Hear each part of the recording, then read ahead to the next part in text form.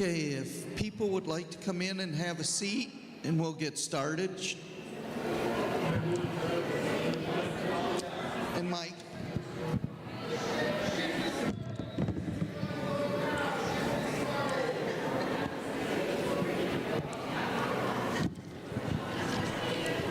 Did you go up to Alexander?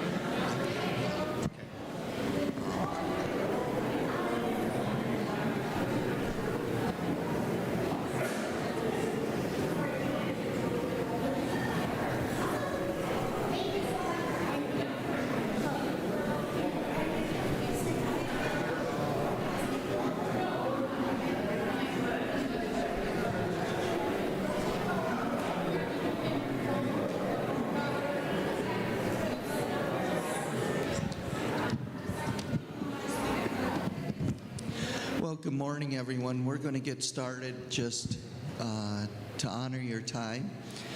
My name's Kirk Nelson. I'm a member here at Trinity and a member of the Trinity Outreach Committee. Today we're going to give you some background on bread oven ministry and the possibilities with the bread oven ministry. Trinity has been involved with Bricks to Bread over the last number of years, supporting Bricks to Bread through baking pretzels, baking bread, selling the pretzels here at church. So if you've had the pretzels in the past, they have come from one of the bread ovens. We are also, the money that we've raised through the selling of the bread, or the selling of the pretzels, and through other means have been put in a fund to help build a bread oven in El Salvador. Lately, there's been a small group of from the outreach committee that is looking into and exploring the idea of a bread oven ministry here at Trinity and in the community. We did go to the church council with our initial thoughts about this, and no final decisions have been made at this point. Part of what we're doing today is looking for comments, feedback, questions that you might have around this. In October, a small group from Trinity is going to be taking a trip to Costa Rica to learn more about bread oven ministry and to help build a bread oven down there. This morning we have two individuals with a lot of expertise around bread oven ministries. On my left is Nancy Alvarado, and on my right is Mike Faust. We will leave some time at the end for Q&A, so I encourage you to think of questions, comments that you might have, and we will have time at the end for Q&A. So Nancy is the founder and president of a nonprofit called Bricks to Bread. She was a Peace Corps volunteer maybe about 5 years ago now. 7? Okay.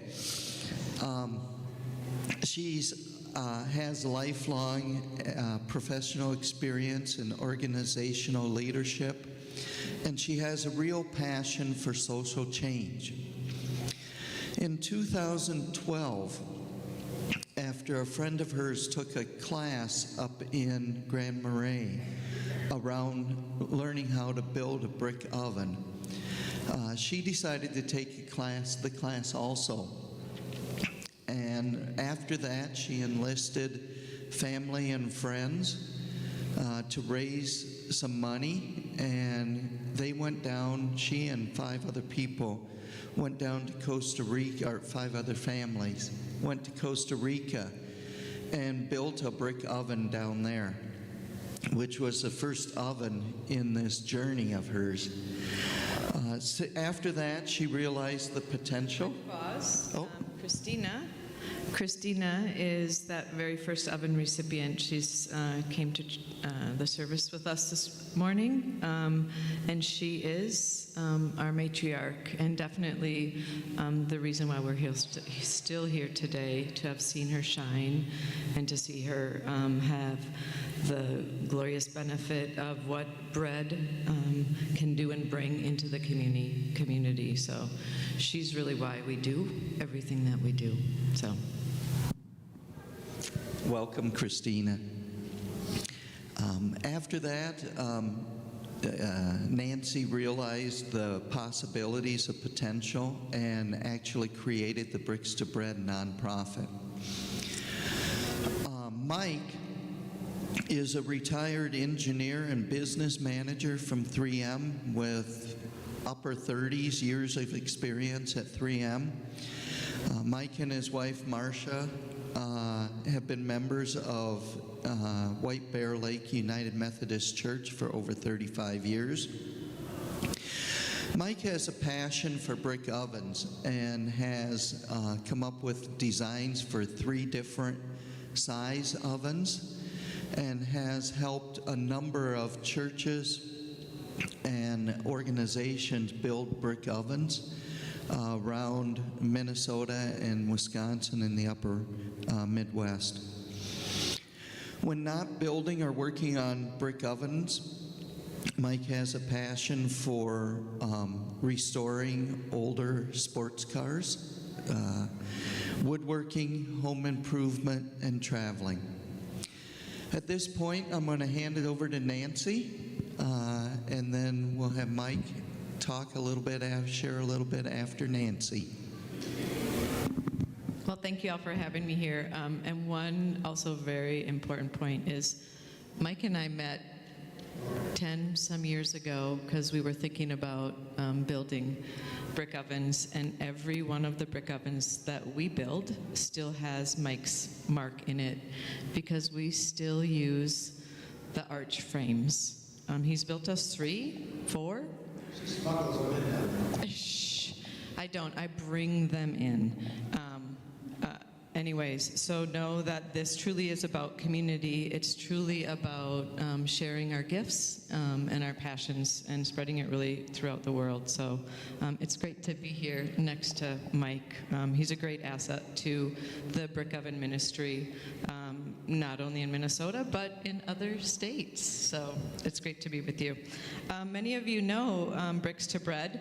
And he did a wonderful job of summarizing the beginnings to Bricks to Bread. I'm a little off my key this morning because we just had our October Fiesta event last night.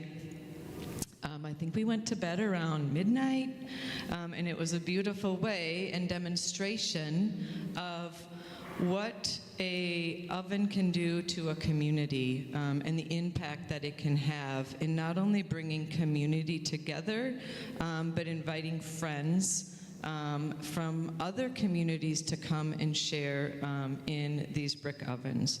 One of the ways that we use our brick oven is to raise funds to help build more ovens in Costa Rica. We cannot do that without volunteers and our friends. Many of you know about our pretzels. We've also sold bread here before, a couple of times, because that is what we mostly produce out of our bread and sell to our community in not only St. Louis Park, but in the area. We have people traveling as far as St. Bonnie, Long Lake, and even Farmington to pick up our bread. So it truly is an opportunity to not only embrace our own community with beautiful, fresh baked breads, but its ability for us to actually raise funds to change lives someplace else where the need is much, much greater than ours. So again, this idea of a brick oven ministry, I remember watching the video, and I still share that video with everybody because it truly is about a ministry of sharing bread. I mean, what a beautiful thing to think of. We all know what bread means. in our Christian faith, and to be able to share that and break that with our friends in our community is huge. I love this idea that this church is looking into opportunities and how they can embrace something that might bring not only your own church community together, but your whole community together. You have shared in many ways our gift of our oven by baking those pretzels and warming them up and giving them to your people here at church and during Agape. We've been blessed more recently by having a beautiful experience up in Alexandria, Minnesota. My husband took a job up there 3 years ago, and we've been living a interesting life back and forth. But Mike helped build this oven up in Alexandria. It's a community brick oven on the United Methodist Church facility. They have a beautiful ministry. They couldn't quite figure out the bread, so they do pizzas. Every Wednesdays, they have a community event during the summer, and every single one of those events, funds are raised for different organizations looking to raise funds in their community. It's a beautiful, innovative way that they wanted to kind of embrace their community and support their community through a bread oven ministry. Super creative. The bread didn't work. They found something else. Every year, their goal is to give $1,000 to the different organizations that, it's a lottery because they have over 60 applicants every year, anywhere from the band club to the United Way to different churches, different programs can put their name in the lottery, and if they win that, they will come volunteer for that night, and each are going home to help support their projects, and they try to make enough money to give everybody $1,000. A great way to use that oven. And as my husband moved up there and we built this relationship with this beautiful church, they had this beautiful oven that was so hot at 8 a.m. the next morning. We asked if we could bake bread, Bricks to Bread could bake bread for the community of Alexandria while still using that residual heat from this beautiful brick oven. So that's what we do on Thursdays after Wednesdays. And the community in Alexandria has not only embraced this community brick oven, but as a result also embraced Bricks to Bread. We actually work with 4 different churches in the region that has embraced that concept of using a beautiful tool to share it with their own community. So I have been blessed to see it multifold, not only in my own backyard, but in other church communities, and in Costa Rica, and the impact it has on the women and how it changes their lives, their families' lives, their communities' lives. So the idea that you're thinking about it, I'm all in. However I can be a part of the journey and share with you all. It is not easy work. You definitely, and Mike will agree, need a solid committee who loves the passion for building fires and breaking bread with community. So we are more to come, but we have a mobile oven now, thanks to the Alexandria community who wanted to be able to reciprocate this beautiful brick oven concept at these other different churches throughout the community. So they've gathered together and they've raised funds among these 4 different churches to have an oven in Alexandria in addition to the community oven. So now the community oven can do double pizza nights. We can do so much more. So I look forward to sharing that mobile oven with Trinity as you continue on this journey about understanding the possibilities with a mobile oven, with a pizza oven. It is designed totally different, but it does pretty much the exact same thing. The breads come out beautiful, the pretzels are wonderful, the pizzas are awesome, the steak is good, the fish is awesome, so you can just dream of everything. We do our black beans. Christina does her black beans. She dehydrates fruits, you name it. So many things that you can do with an oven. So however I can help, I'm here. Thank you, Nancy. Mike, on to you. And okay, Jill's back there helping with the slides, so, yep.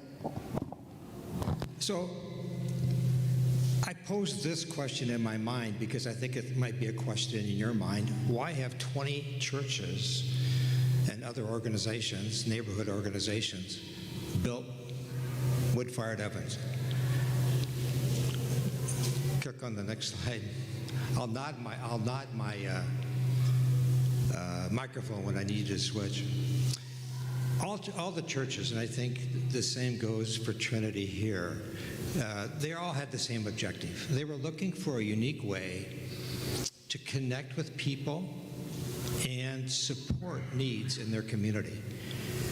And I want to share with you a little bit and build upon what Nancy has said with regards to how can a wood-fired oven do this. There's two main events. You can make pizza in them, and you can bake a lot of bread in them. You can also do other things, but those would be kind of special. Go ahead, get the next slide. Over the last 14 years, I've had 3 seminars after the ovens started being built around the state.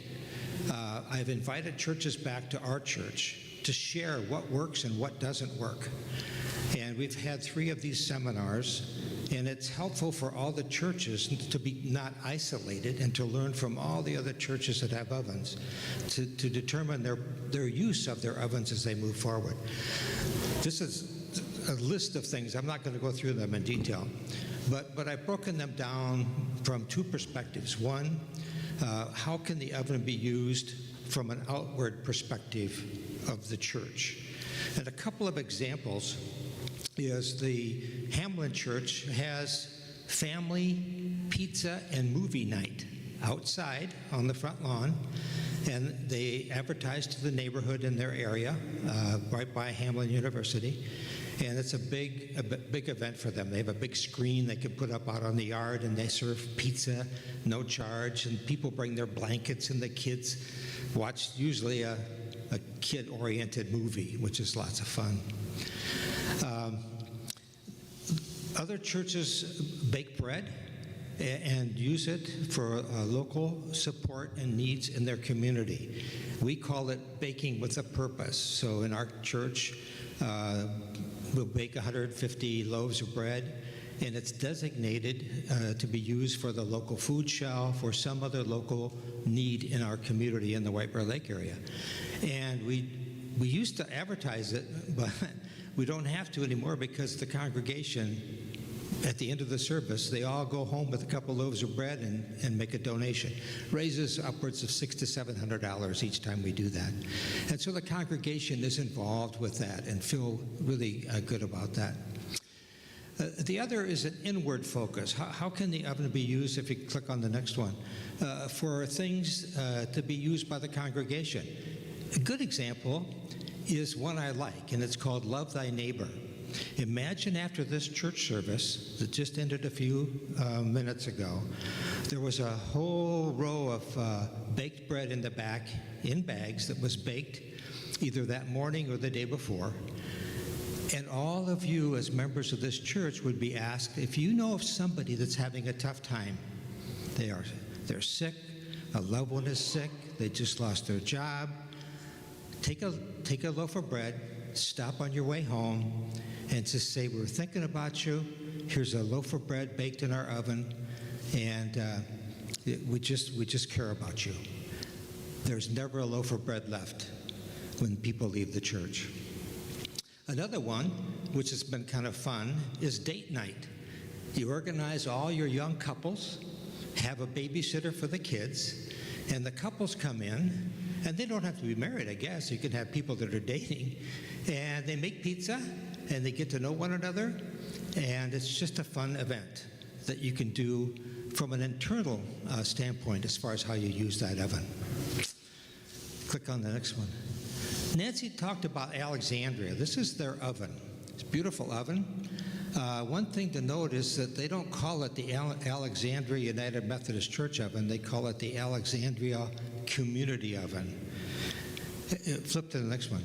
They started a number of years ago to develop and streamline a large pizza event. They hold it 3 months in the summer, 12 nights, Wednesday nights, and they sell upwards of 250 pizzas at $20 a piece. You flip the next slide. Their objective is to support the nonprofits in their area who all are trying to do fundraising to support their needs. And they represent 2 nonprofits every evening on that Wednesday. Those people have to supply a large group of their members to come and help, primarily kids, sporting in groups and so forth. And so they have it very well organized on how these volunteers help get set up, serve, and clean up the pizzas. The key thing is they only sell pizzas, so they don't have to worry about all the other stuff. People want to come and stay. They have live entertainment. And so those people need to bring their own plates and napkins and so forth. They do sell soda and water. The youth group does that to raise money. So they have a pretty well streamlined. But on the average, they'll bring in $5,000 a night or $60,000 over the summer season. Go to the next slide. This is just a list. I know it's hard. Well, you can read it better. I can see the screen back here. But it's a variety of the local nonprofits, from school organizations to ball teams to adult-focused nonprofits and so forth. And as Nancy indicated, every year they have over 50 organizations apply. They manage this with a small core team and rely on the volunteers that come and help make the pizzas. Go ahead to the next slide. And so they have worked out the kinks on this. I went up to see it for the first time this last summer. I actually made a video of it and shared it with the other 20 churches. And they partnered with Cisco. So when they set up to do a big pizza event, all the stuff is delivered to them, ready to go. And it makes life with regards to making a pizza, and especially 250 pizzas, a whole lot easier than starting from scratch. So they got it really figured out. Go to the next slide. So they create all this funding, about $60,000, and they use it in 3 ways. They give back on average about $1,000 to each of the nonprofits, and everybody gets the same. For example, if you are a nonprofit and you came on a Wednesday night and it rained, they may not have made as much money as on a beautiful night. So, but they don't pay out until the end of the year, and everybody gets the same amount. So pretty well done thing. A third of the revenue goes to pay for all the expenses. They do hire musicians to come and play. And the other third is used for capital improvements. They built a playground for the kids. They built a stage. They expanded a patio area. And they built their own pizza making building because they're so far away from the kitchen at their church, right next to the ovens. And this was all funded through their own fundraising from the pizza events. The next slide. The other thing they use is Facebook and the internet. You can place an order for your pizza ahead of time, come and pick it up, or come and stay. And it works very well for them. And the other thing, I'm not a big Facebook fan, but I do know that if you do like some page on Facebook, you get all their updates. So it's their advertising. Every week, people are knowing what's happening at that pizza event. Last slide. So Alexandria United Methodist Church, if you talk to the pastor up there, Amy, she's going to tell you we're known as the Pizza Church. And in White Bear, most people know us as the bread church. I'd like to make one comment, though, about a young man sitting out here by the name of Ben Benson. He helped me build an oven at Redeemer Lutheran Church. You have a better remember. It's got to be 10 years ago. Yeah.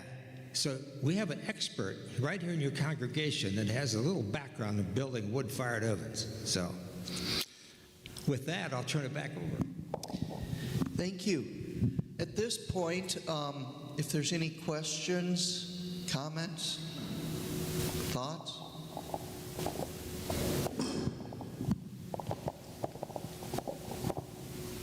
Me? That you're looking beyond me. I have a question probably starting at ground zero, and that is, what is the cost of building an oven? Who builds the oven? Is the oven always going to be outside? And if you're trying to serve bread or pizza in inclement weather, what are the problems that you've encountered in that direction? So who's going to build it? Primarily, almost every church does it from a volunteer standpoint. And I have instruction manuals on how to build them. I'm helping a church in Cyber, Minnesota, just west of here. And every day I'm giving them pointers when they have questions with regards to going through that process.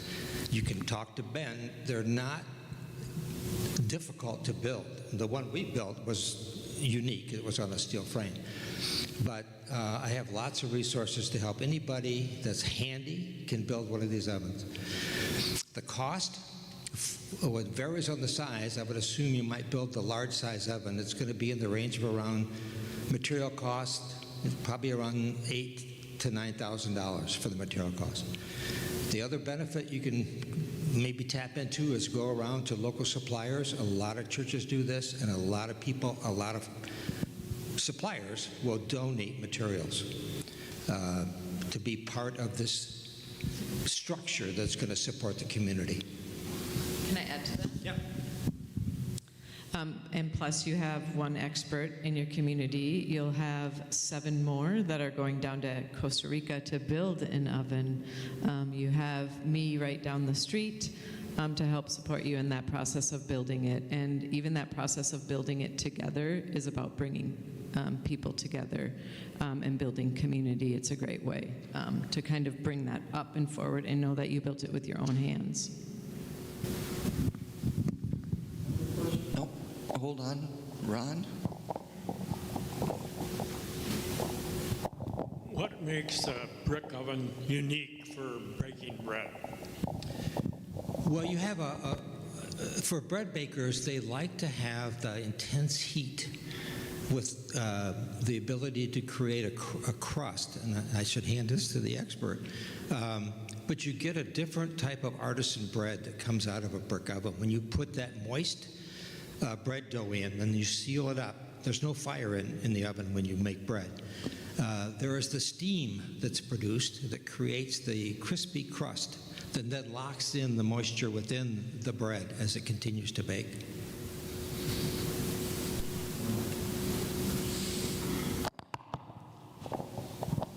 The Alexandria model, you're talking about the 3 months in the summer. Is there use beyond that through the rest of the year, or is it strictly a seasonal? Well, you know, that prompted me. I didn't answer the other question about bad weather.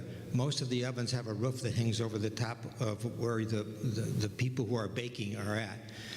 And some churches set up a tent if it looks like it's going to be inclement weather from the standpoint of baking. But you can use the oven every day of the year, and you can use it in January. The oven will lose heat a little faster at that point. If you're doing pizza, it doesn't care because you keep a fire going inside the oven when you're baking pizza. So it's not seasonal. Rain, yeah, that can make it not so much fun, but you can still bake. Sorry, I lost my microphone. We've actually baked bread in the wintertime, and it's not the bread that falls short. It's the people baking the bread that don't want to be outside in the cold. But we basically take a tent, put down the walls, and it maintains and keeps away the wind. That does kind of reduce the loss of the heat, but keep in mind that these brick ovens maintain heat for up to 3 days. So you're going to lose it faster in the winter months. Being mindful that in Minnesota, we say it's cold when it's 30 degrees. I'm okay baking bread when it's 30 degrees outside, and it is feasible. We have a harder time producing 150 loaves out of our small oven. You guys have a larger oven. Yeah, so we have a small oven. We can put 9 loaves in our oven. We can get probably 17 rounds on a good summer day, and in the wintertime, we can maybe get 7 or 8. So do the math. We would just have to bake bread more frequently to still be able to produce that much. But it is the weather. It has a minor impact, but probably more importantly is the impact on your volunteers who don't want to sit out in the cold. So make that a fun Minnesota thing. My question is sort of simple. I guess first off, this is a simple one. Going to the church council, what you were requesting, or what is being requested, is that Trinity would support building an oven, say, on our property or in the community. That's the first question. Second question, and I got it actually from this guy sitting next to me. In Costa Rica, when you make the bread and you're giving it or selling it to the community, these are, I mean, I view it as a way that that woman or that group is raising funds to support their family. The people buying the bread, do they buy with cash, and where do they get their cash, or is it like a trading kind of thing for selling? That's a great question, and it's all of the above. So many different women have different business models. It's all based on where they live and how that market is. Christina lives in a very rural community, mostly agricultural. A lot of people work hard labor in the pineapple fields. That's the extreme poverty regions of Costa Rica. And they bake bread only on paydays, and it is cash. Her model is going door to door and using WhatsApp to let her key clients know she's baking, and hers is cash. In Costa Rica, because of the women that we work with, most people work with cash because that's what's simple. And they are actually, bread is a staple in Costa Rica. You don't drink coffee, which is a staple in Costa Rica, without bread. And so when they can buy their fresh bread for the same cost that they would have to buy some processed bread in a local general store, it's healthier for them and their children. And they're going to buy bread. Yeah. To your first question, what happened was maybe a year ago, the question was asked here at Trinity, what would it look like if we had our own oven? What could we do? And what would it look like as far as impact on the community, impact on the church? Small groups started meeting at that point, talking about it. We had a meeting with Mike, and we learned a lot ourselves about this. We had some experience with bricks to bread before this, so we had baked bread, we had baked pretzels. After we met, and to your other part of your first question, location, we were looking outside the Great Hall and kind of on the north side of the parking lot, or right outside the Great Hall on that. I did go meet with the city planners just to find out if there was any concern from their perspective on it, so that if they said no, we couldn't do it, why keep going and having further conversations? We went to church council, presented a lot of what you saw today about the oven. There was a little more details around the cost for each size oven, how much bread could be baked in each oven, things like that. But our idea was at that point just to give and find out from church council again, were they thinking, nope, not for us? At that point, let's stop the conversations. Since then, we have visited, members of the outreach committee have visited a couple of churches. There were some people that went up and saw the Alexandria model, were there for the pizza night, and again the next day for the bread baking, just to learn a little more about that model. Does that answer your questions?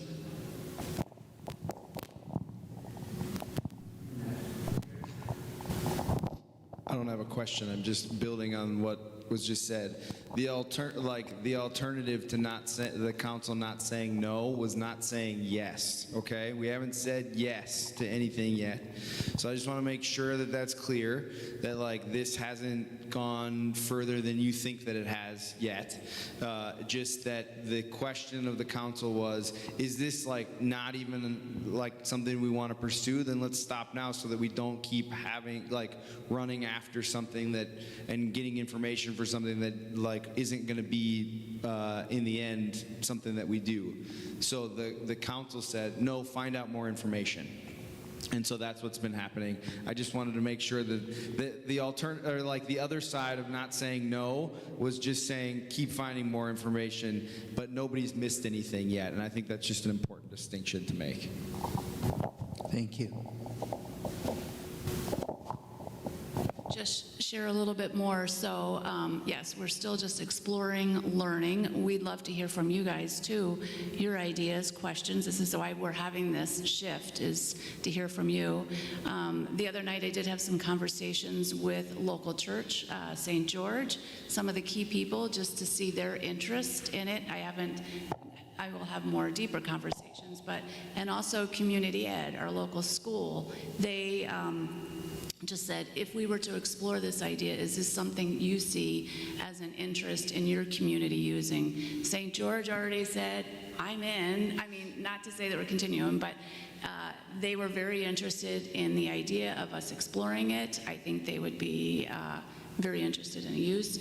Community Ed was interested in it as far as educational purposes with their high school and learning about bread baking. So again, those are just initial conversations, and we want to have more of those with other community people as well as our own church.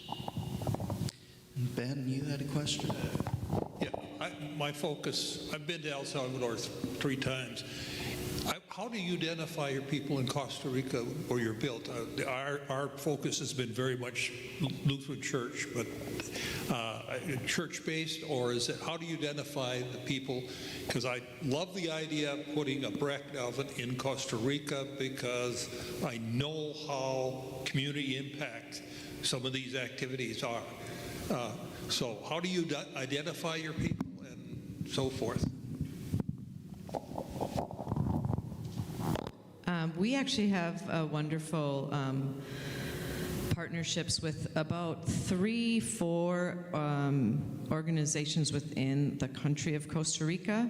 We work with the Peace Corps, who has a rural economic development program that goes into rural communities and helps establish businesses, so they offer the training and the tools to support those women. We also work with, actually 4-H is huge in Costa Rica, and most specifically with women and they have women's groups, and those groups are meant for entrepreneurial leadership and small business development, a lot of it in agriculture, but there are many women whose passions are in the kitchen or baking bread, and so those names are shared with us. There's also a national organization in Costa Rica for women. It's literally the Department of Women's Support. One of their arms is about empowering women in their financial success. That's another area that we have made many connections. The last is word of mouth, and that is when we know, for example, we built a oven at a church in the very southern point of Costa Rica for their women's group.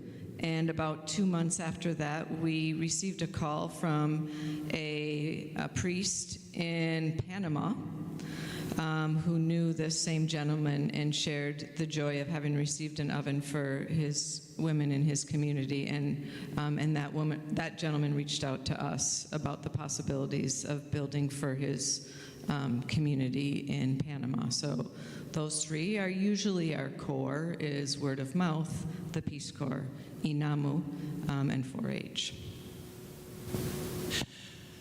We have time for one more question, but there was one question around ongoing maintenance of this also. And from what I understand, the oven itself does not take a lot of ongoing maintenance. What it does need is wood. I know there's some people in the community that have wood that they would be willing to donate. I'm one of them. We have some ash trees that need to be cut down. So there is ongoing need for the wood, but there's not a lot of ongoing maintenance. The idea, if we were to follow the model of Alexandria, is that there'd be a small core group that would kind of oversee the bread oven ministry. So one last question, and then we're going to wrap it up. And more of clarification, because we are friends of Bricks to Bread. We have raised enough money for an oven in El Salvador. We have not, there is a group going to build an oven in Costa Rica in 2 weeks, which we, as the participants going, are paying personally, and we're doing our own personal fundraiser. It's not really a Trinity, sponsored event necessarily. And then the final one is we have not raised 1 penny for this potential oven that we would build here at Trinity. So it gets complicated in our actual meetings even. Wait, what are we talking about? Which branch of this, bricks to bread, pizza, bread oven are we talking about? So we're still potentially, as a congregation, as a Trinity community, going to build in El Salvador, but that keeps kind of spinning. We're not really sure on that. So just so you know. With that, I would like to wrap up just to honor everyone's time. Thank you for coming today. If you have further questions, a number of us will be out back. Mike and Nancy will be up here. And thank you for being here today. And we look forward to hearing your questions, your comments, your thoughts. And thank you for taking time to come here today. Have a wonderful rest of the day.